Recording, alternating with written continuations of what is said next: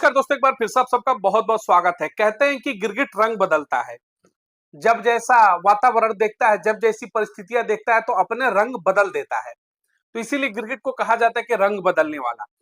लेकिन हमारे समाज के अंदर, पत्रकारिता जगत हो या फिर देश की राजनीति, उसके अंदर भी कुछ ऐसे गिरगिट बैठे हैं जो कब अपना रंग बदल देते हैं और उनके रंग बदलने को देख करके जो ओरिजिनल गिरगिट है, शायद वो भी शर्मिंदा हो जाता होगा कि इसने तो भाई हमें भी फेल कर दिया।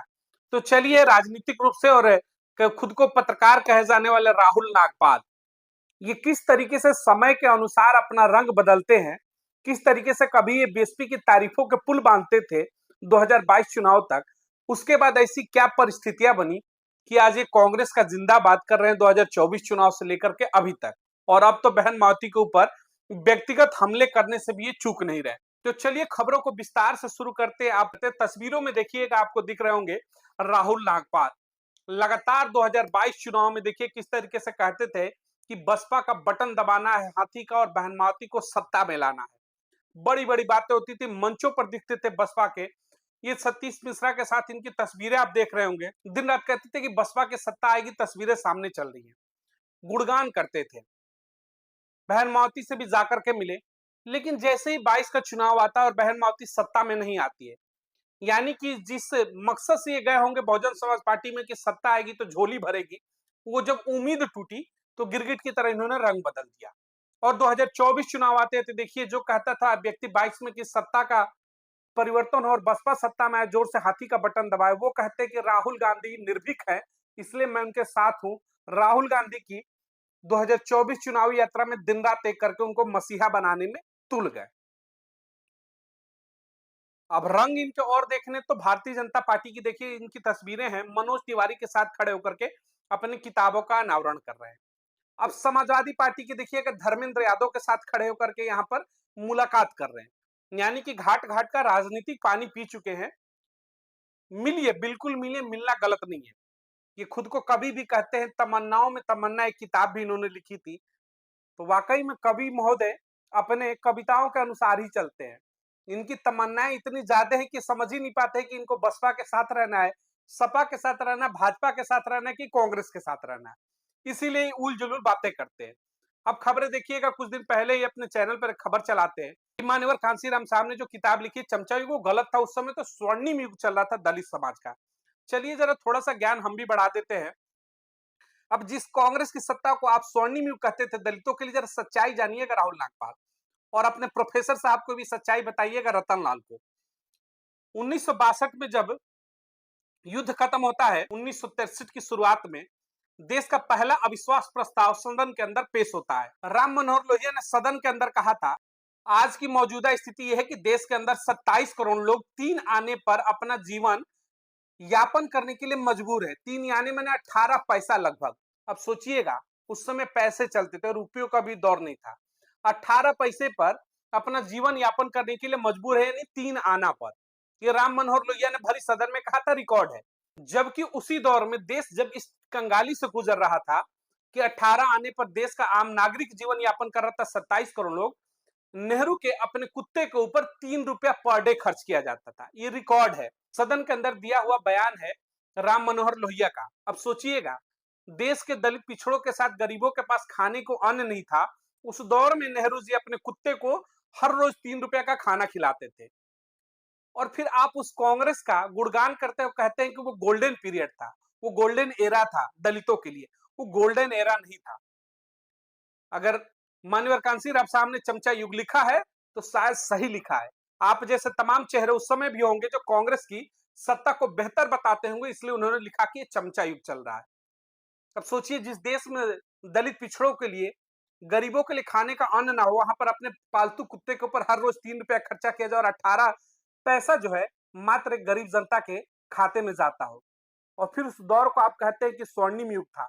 आपने कहा कि पेट्रोल पंप के लाइसेंस उस समय दिए जाते थे, ठेकेदारी दी गई, नौकरियां दी गई।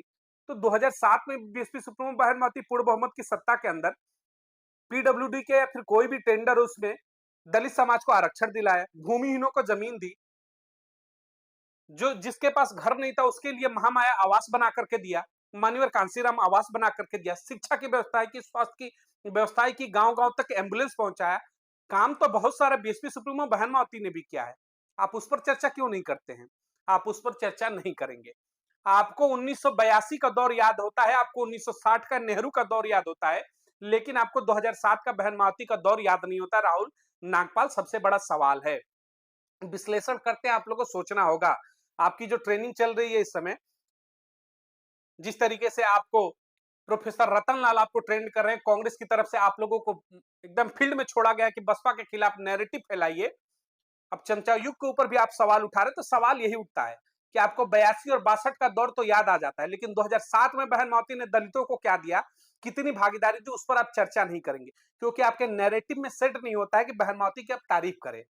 आप लोगों को प्रोजेक्ट किया गया है कि आप विरोध करिए। अब सोचिए 2022 में आप ही थे राहुल नागपाल, तमन्नाओं में तमन्ना लेकर घूमते थे, बसपा के दरवाजे दरवाजे और जाकर कहते कि 22 में सत्ता लाइए, हाथी पर मुहर लगाइए। आखिर 2 सालों में ऐसा क्या हो गया? बहन मावती ने ऐसा कौन सा गुनाह कर दिया कि 2024 आते आते आप कहने लगे कि राहुल गांधी के ऊपर ही आपको भरोसा है, राहुल गांधी निर्भीक है। निर्भीकता देखनी है तो बहन मावती को पढ़िए।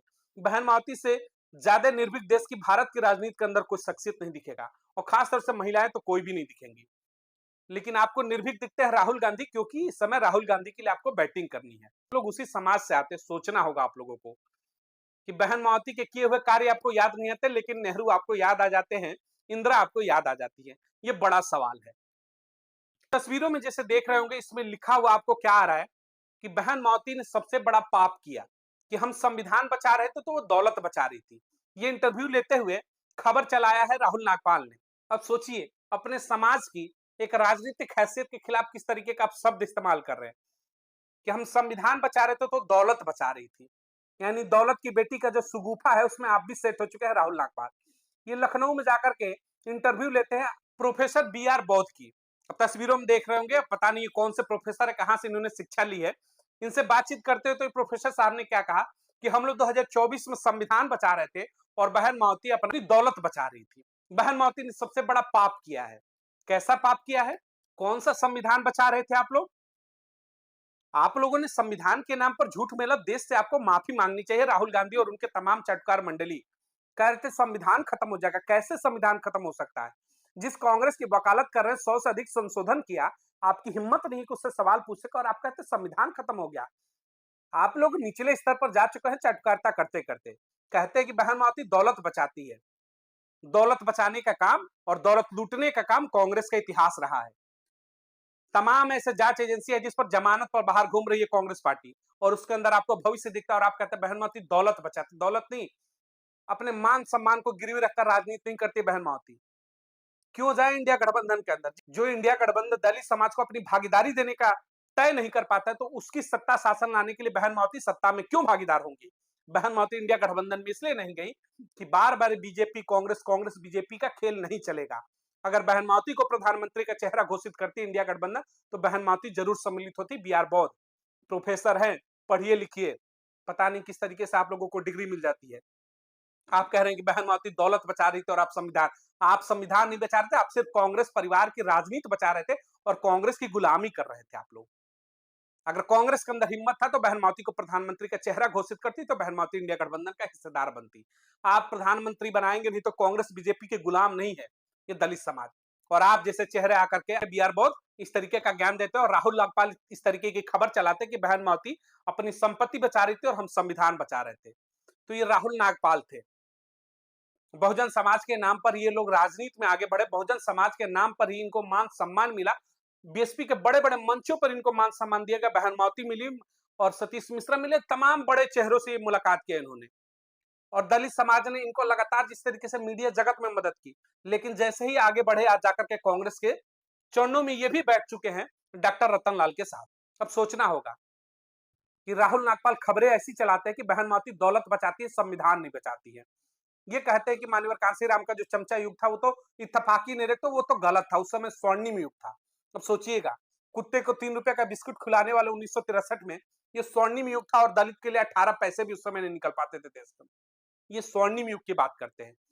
कांग्रेस की जो कुरीतियां थी उस पर बोलने की हिम्मत नहीं होती है राहुल नागपाल की। बहन मावती के किए हुए 2007 से 12 की जो सत्ता शासन में बेहतर कार्य थे उस पर ये चर्चा नहीं करेंगे। हाँ, लेकिन बहन मावती को नीचे गिराने का काम ये लोग जरूर करते हैं। तो ये चेहरे थे राहुल नागपाल। इनके ऊपर जरूर बताइएगा कि जो इनकी खबरें चलती है 20-20 रुपए में बहन मावती को लेकर के, क्या वाकई में इस तरीके के लोग समाज को आगे ले जाने का काम करते हैं, या फिर इनको कहीं ना कहीं टारगेट मिला है कांग्रेस की तरफ से कि बसपा के खिलाफ नैरेटिव चलाओ और बसपा को तोड़ने में मदद करो। मिलेंगे अगली तमाम बड़ी खबरों को लेकर के। ऐसे लोगों से बच करके जरूर रहिएगा जिनका सिर्फ और सिर्फ एकमात्र लक्ष्य है बसपा को तोड़ो और कांग्रेस की झोली भरने का ये लोग काम करते हैं। ऐसे चेहरों से बच करके रहिएगा। मिलेंगे अगली तमाम बड़ी खबरों को लेकर के। चैनल को अधिक से अधिक लाइक और सब्सक्राइब करिए ताकि चैनल का कारवा आगे बढ़े और लड़ाई जो है मजबूती के साथ लड़ते रहे। बहुत बहुत धन्यवाद।